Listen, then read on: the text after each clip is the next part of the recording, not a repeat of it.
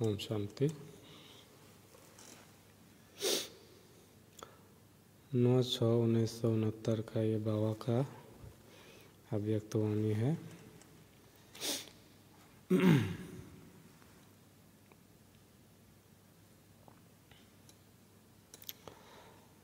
सृष्टि का मीठा रूप आलस्य सभी व्यक्त में होते अव्यक्त स्थिति में हो। अव्यक्त स्थिति किसको कहते हैं? उसकी पहचान है।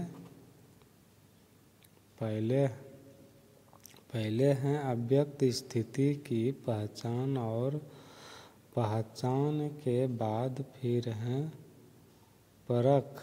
तो इन दोनों बातों का ज्ञान है। अव्यक्त स्थिति किसको कहते हैं?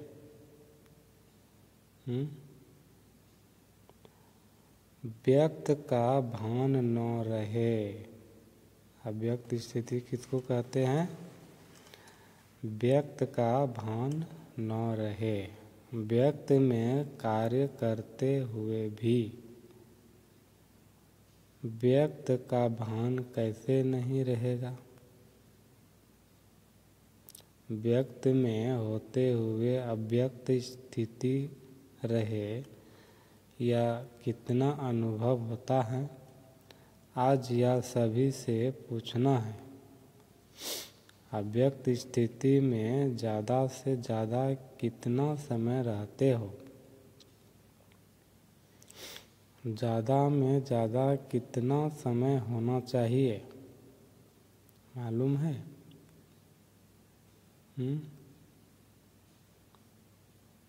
किसी ने कहा 8 घंटा। संपूर्ण स्टेज के हिसाब से तो 8 घंटा भी कम से कम है। आपके वर्तमान पुरुषार्थ के हिसाब से 8 घंटा ज़्यादा है। कोई ने भी हाथ नहीं उठाया। अच्छा, जो 6 घंटे तक पहुँचे हैं वह हाथ उठाएं। कोई नहीं उठाते हैं। अच्छा, 4 घंटे तक जो पहुँचे हैं वह हाथ उठाएं। कोई ने 4 घंटे में, कोई ने 2 घंटे में हाथ उठाया। इस रिजल्ट के हिसाब से कितना समय पुरुषार्थ का चाहिए?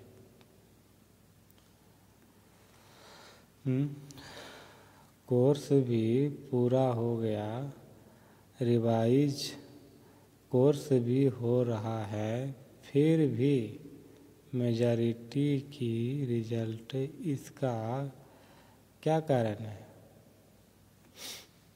सभी पुरुषार्थ भी करते हो,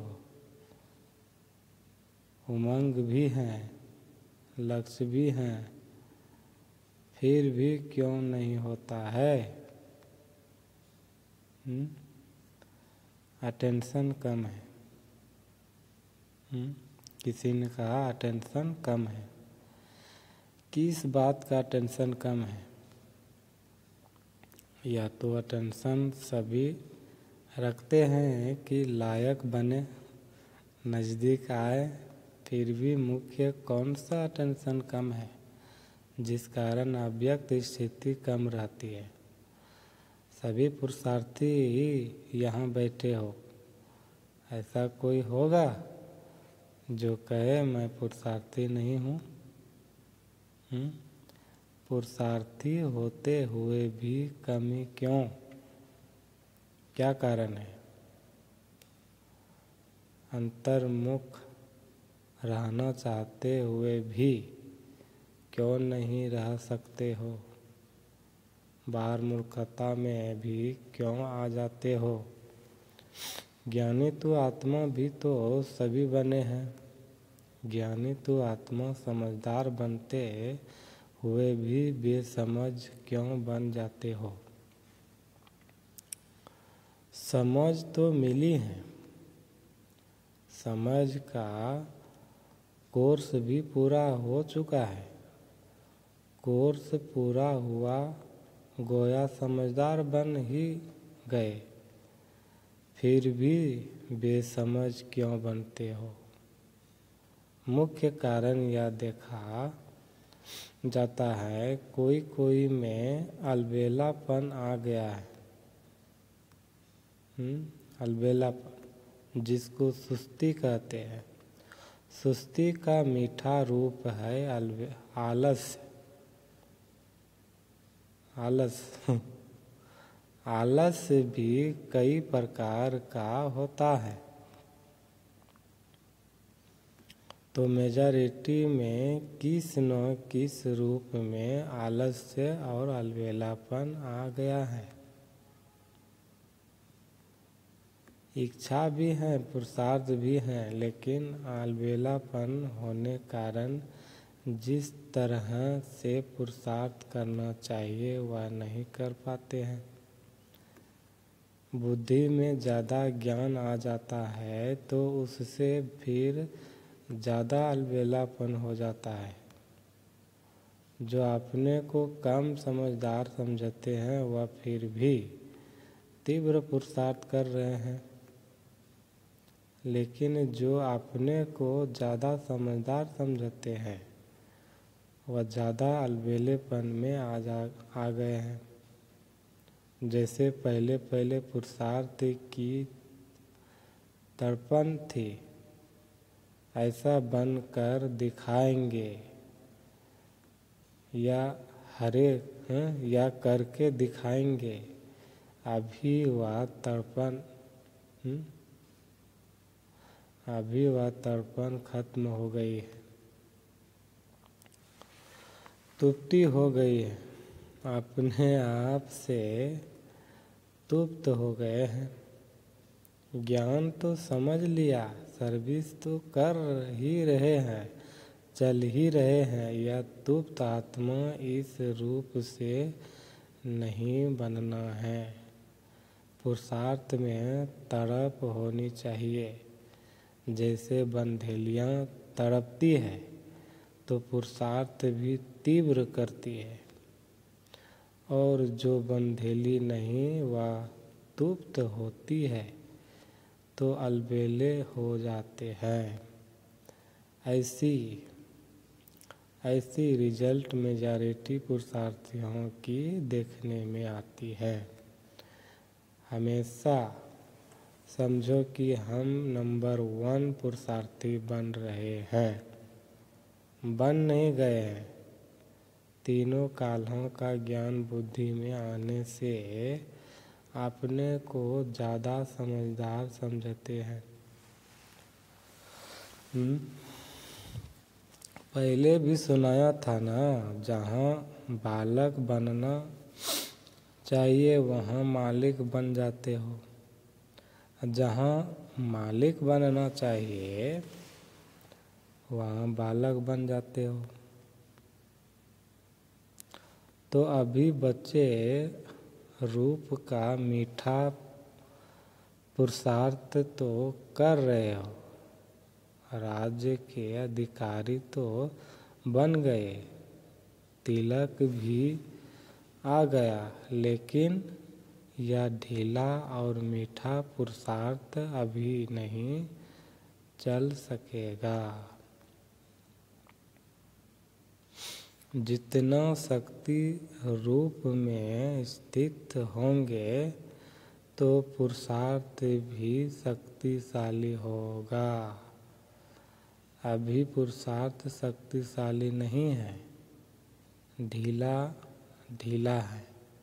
पुरुषार्थी तो सभी है, लेकिन पुरुषार्थ शक्तिशाली जो होना चाहिए वह शक्ति पुरुषार्थ में नहीं भरी है। सवेरे उठते ही पुरुषार्थ में शक्ति भरने की कोई न कोई पॉइंट सामने रखो।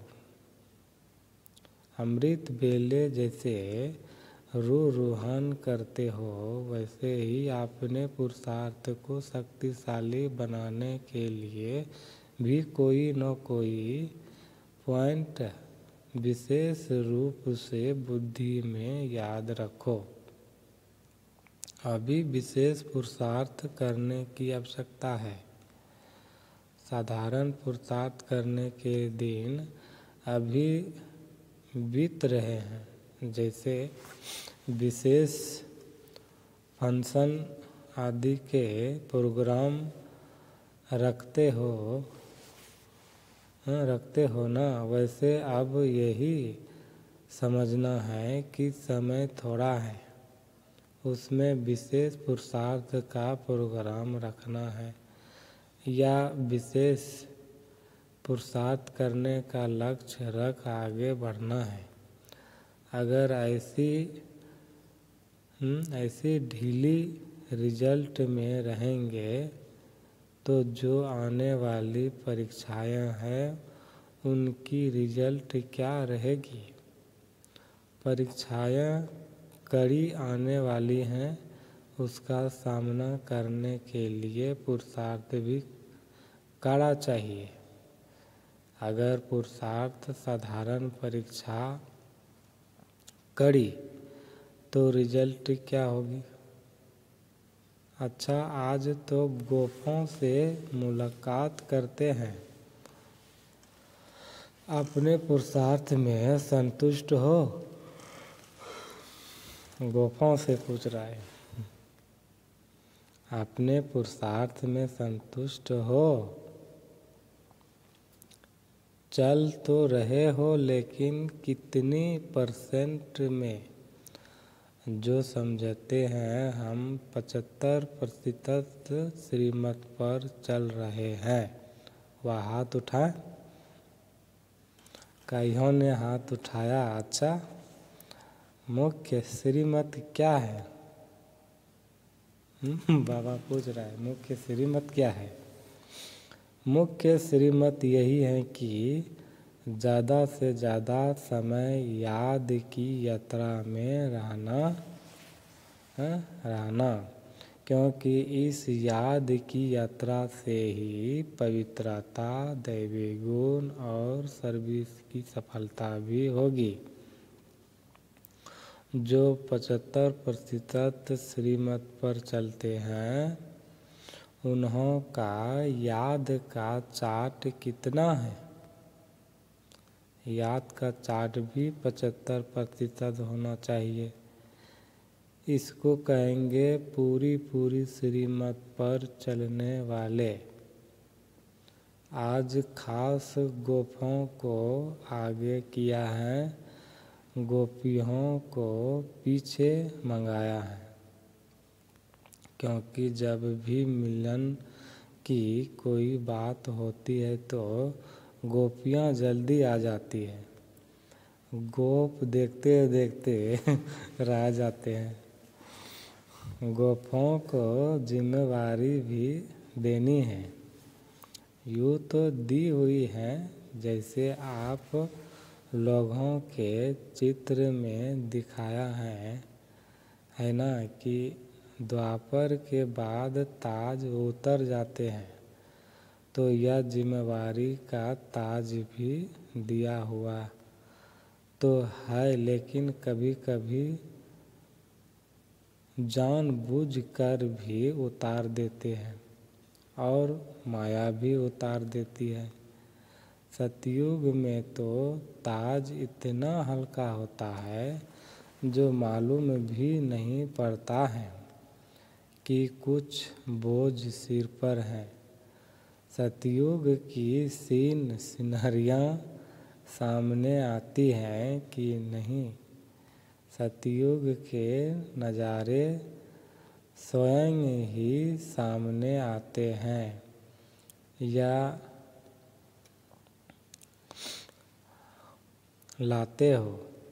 जितना आगे बढ़ेंगे तो न चाहते हुए भी सतयुगी नज़ारे स्वयं ही सामने आएंगे। आने की भी ज़रूरत नहीं। जितना नज़दीक होते जाएंगे उतना नज़ारे भी नज़दीक होते जाएंगे। सतयुग में चलना है और खेल पाल करना है। यह तो निश्चय है ही।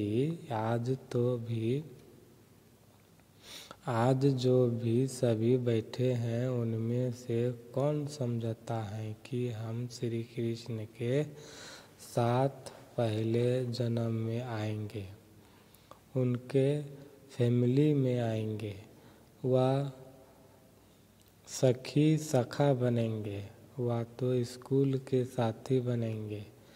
जो समझते हैं तीनों में से कोई न कोई जरूर बनेंगे, ऐसे निश्चय बुद्धि कौन है?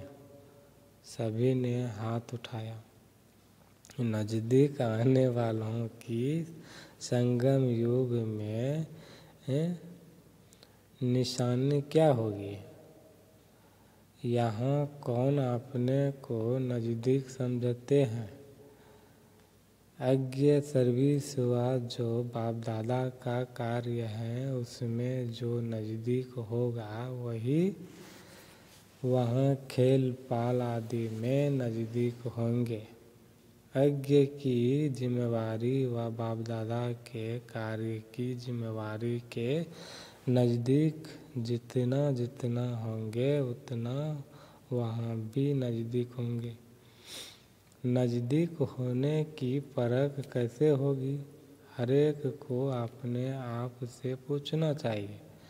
जितनी बुद्धि, जितना तन मन धन और जितना समय लौकिक जिम्मेवारियों में देते हो उतना ही इस तरफ देते हो।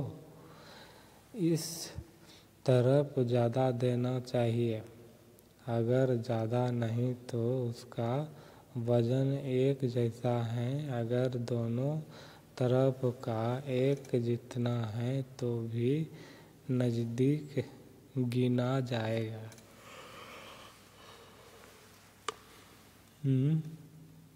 बाबा बता रहा है कि दोनों तरह अगर बराबर है लौकिक या अलौकिक में तो भी नज़दीक गिना जाएगा।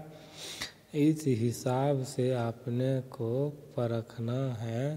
अभी तक रिजल्ट में लौकिक जिम्मेवारियों का बोझ ज़्यादा देखने में आता है। खास मुख्य गोपों को यह बातें जरूर ध्यान में रखनी चाहिए कि आज का दिन जो बीता कितना समय लौकिक जिम्मेवारी तरफ दिया और कितना समय अलौकिक व परलौकिक जिम्मेवारी तरफ दिया। कितने मददगार बने या चेकिंग करते रहेंगे तो पता पड़ेगा कि कौन सा तरफ खाली है। सभी प्रकार की परिस्थितियों में रहते हुए भी कम से कम दोनों तरफ एक जितना जरूर होना चाहिए। कम नहीं, उस तरफ कम हुआ तो हर्जा नहीं, इस तरफ कम नहीं होना चाहिए तो फिर लौकिक जिम्मेवारी के कमी को भी ठीक कर सकेंगे। परमार्थ से व्यापार भी सिद्ध हो जाता है। कोई कहते हैं पहले व्यापार में ठीक कर परमार्थ में लगे, यह ठीक नहीं। तो यह खास ध्यान रखना है। खास गोपों में बाप दादा की उम्मीद है जो गोप भी पूरी कर सकते हैं। गोपियों से नहीं हो सकती। वह कौन सी उम्मीद है? पांडवों का मुख्य कार्य यही है जो कई प्रकार के लोग और कई प्रकार की परीक्षाएं समय प्रति समय आने वाली भी हैं और आती भी रहती हैं। तो परीक्षा और लोगों की परख या विशेष गोपों का काम है, क्योंकि पांडवों को शक्तियों की रखवाली करने का मुख्य कार्य है।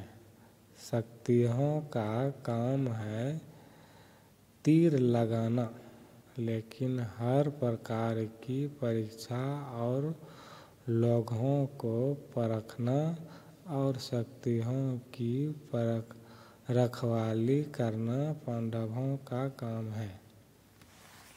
इतनी जिम्मेदारी उठा सकते हो कि शक्तियों के रखवाली की आपको आवश्यकता है।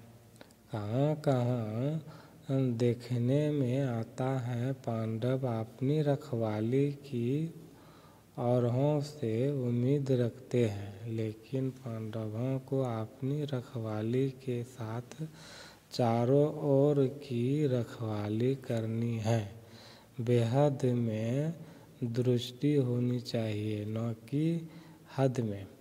अगर अपनी ही रखवाली नहीं करेंगे तो फिर औरों की मुश्किल हो जाएगी। अच्छा, ओम शांति।